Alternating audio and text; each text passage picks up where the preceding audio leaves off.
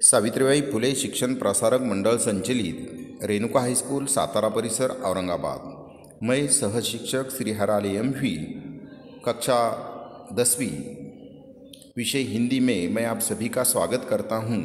Lecture number 19, topic name दो लघु कथाएँ। इस पाठ का आज हम अध्ययन करने वाले हैं।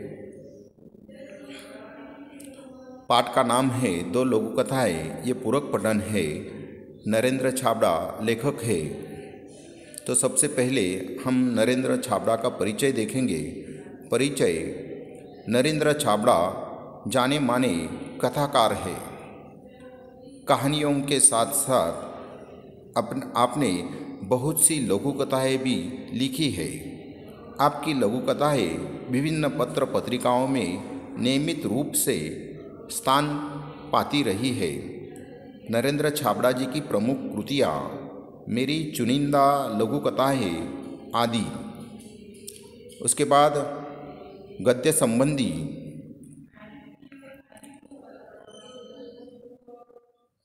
वहाँ दो लघु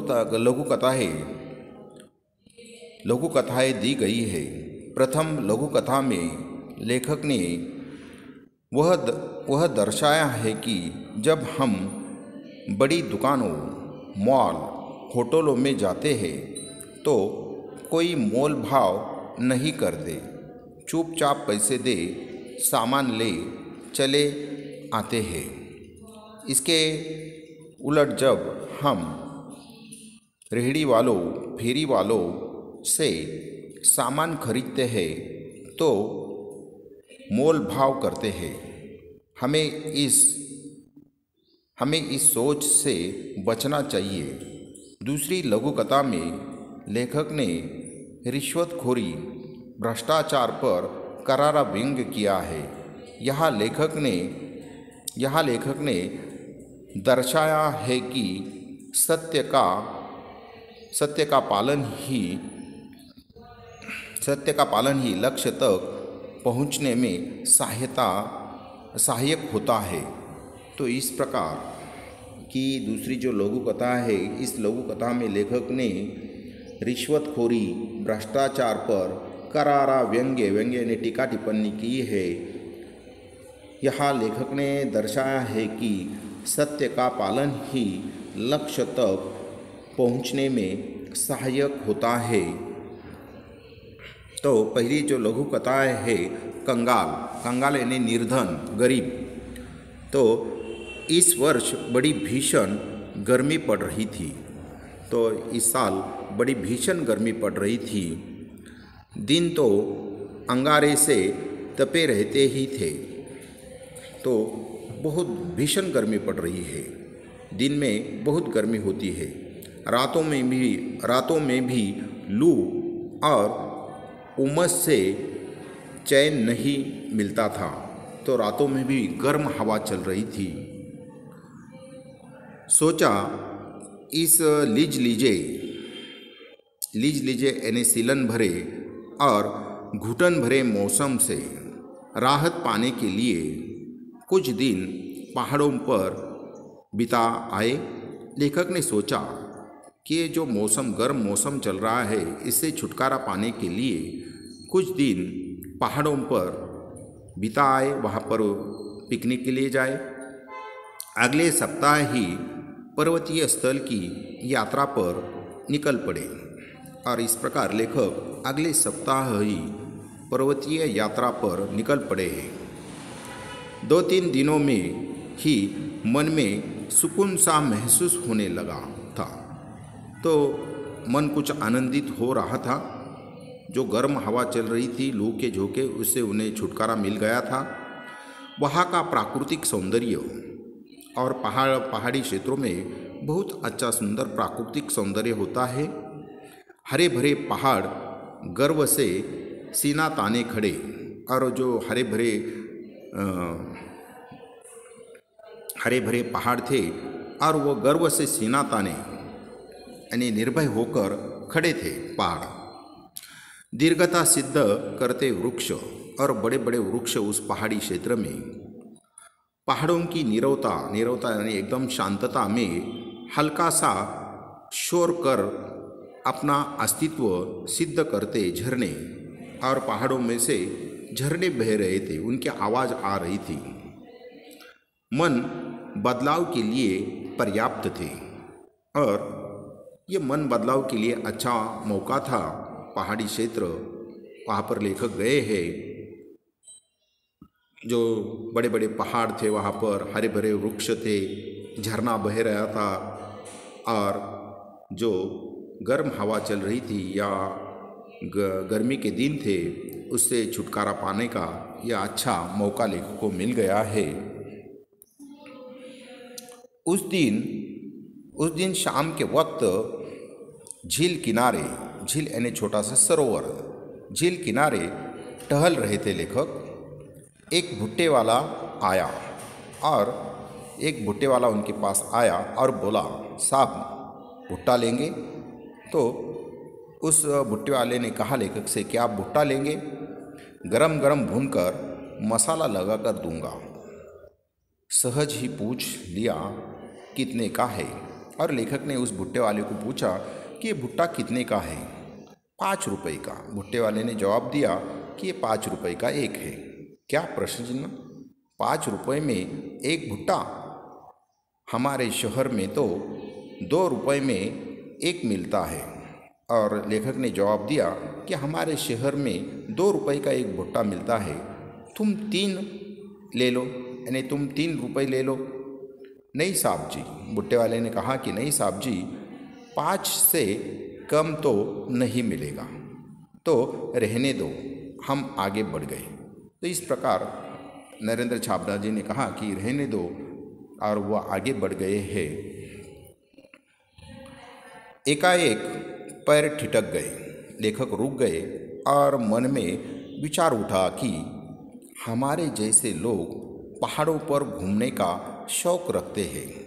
तो लेखक जैसे लोग पहाड़ों पर घूमने का शौक़ रखते हैं, हज़ारों रुपए खर्च करते हैं, तो यात्रा पर जाने के लिए हज़ारों रुपए खर्च करते हैं, अच्छे होटलों में रुकते हैं, और अच्छे होटलों में रुकते हैं तो वहाँ पर भी कई हज़ारों रुपए खर्च आता है।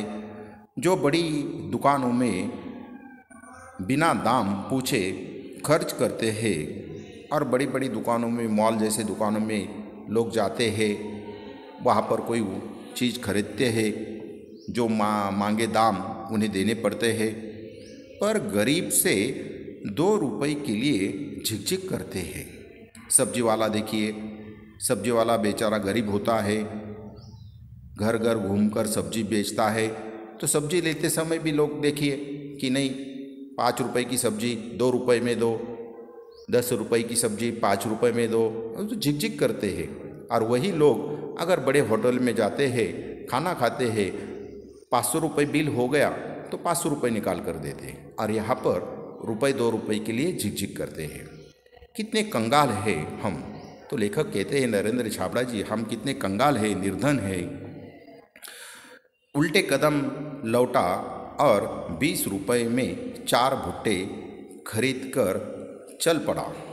और इस प्रकार अंत में लेखक फिर से नरेंद्र छाबड़ा जी उस भुट्टे वाले के पास आए और उन्होंने 4 भुट्टे खरीदे और उसे 20 रुपये निकाल कर दे दिए। अपनी राह मन अब सुकून अनुभव कर रहा था। चलो ठीक है, अंत में हमने उस भुट्टे वाले से भुट्टे खरीद लिए और उसे 20 रुपये दे दिए, इसका आनंद लेखक को मिला। ये पहली लघु कथा है। और दूसरी लघु कथा सही उत्तर।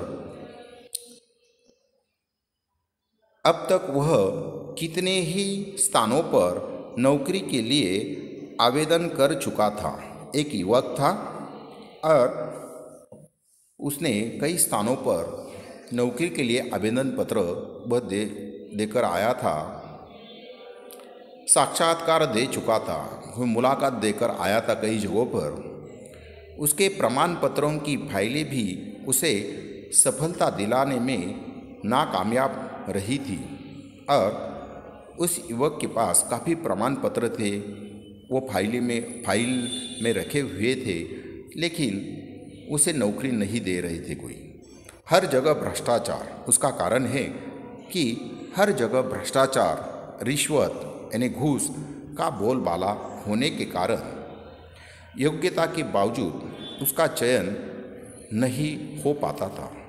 उस युवक के पास काफ़ी योग्यता थी, वो नौकरी के लिए उसके पास काफ़ी प्रमाण पत्र थे, वो लायक था, लेकिन उसके पास पैसे नहीं थे। भ्रष्टाचार, रिश्वत के कारण उसे नौकरी नहीं मिल रही थी।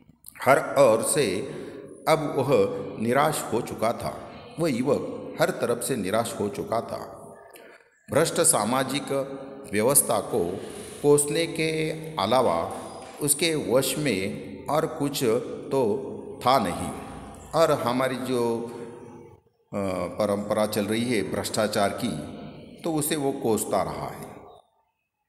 आज ही लोकमत समाचार पत्र में मैंने समाचार पढ़ा है कि जो एशिया खंड है उसमें सबसे अधिक भ्रष्टाचारी देश भारत है। देखिए मुझे कितना भ्रष्टाचार, रिश्वत हमारे देश में है। आज फिर उसे साक्षात्कार के लिए जाना है और उस युवक को आज फिर एक जगह साक्षात्कार के लिए, मुलाकात के लिए जाना था। अब तक देश प्रेम, नैतिकता, भ्रष्टाचार, ईमानदारी पर अपने तर्कपूर्ण विचार बड़े विश्वास से रखता आया और वो युवक अपने विचार, देश प्रेम पर विचार, नैतिकता, शिष्टाचार, ईमानदारी पर अपने तर्कपूर्ण विचार बड़े विश्वास के साथ रखता आया था।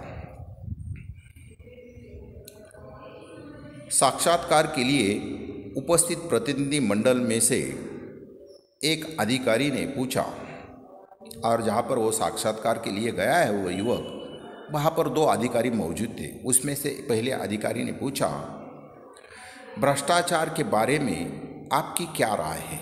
ये जो समाज में भ्रष्टाचार चल रहा है, इसके बारे में आपके क्या विचार है, क्या राय है, बताइए हमें। वो युवक कहता है, भ्रष्टाचार एक ऐसा कीड़ा है जो देश को घून की तरह खा रहा है। तो भ्रष्टाचार एक कीड़ा है और घून की तरह वो देश को खोखला कर रहा है। इसने सारी सामाजिक व्यवस्था को चिंताजनक स्थिति में पहुंचा दिया है और इस भ्रष्टाचार ने हमारी सामाजिक जो व्यवस्था है उसे एक चिंताजनक स्थिति में पहुंचा दिया है।